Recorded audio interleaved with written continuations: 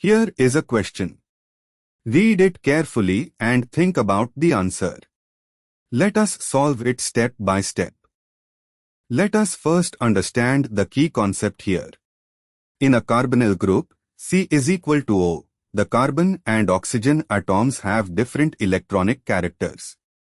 Oxygen is more electronegative than carbon, so the pi electrons of the C is equal to O bond are pulled toward oxygen. This creates a partial positive charge, delta plus, on the carbonyl carbon and a partial negative charge, delta, on the oxygen.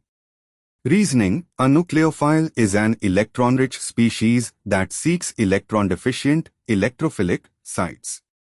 Because the carbonyl carbon bears a delta plus charge due to the electron withdrawing effect of oxygen, it is the electrophilic center in a ketone.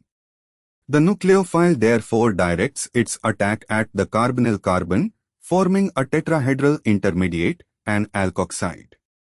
This is the classic nucleophilic addition mechanism for ketones and aldehydes. Why other options fail? B. The oxygen atom is electron-rich, delta, so it is not attacked by a nucleophile. It can act as an electrophilic site only for very hard Lewis acids or protons.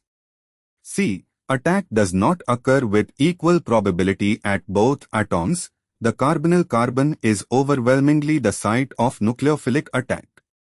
D. Ketones do react with nucleophiles via nucleophilic addition.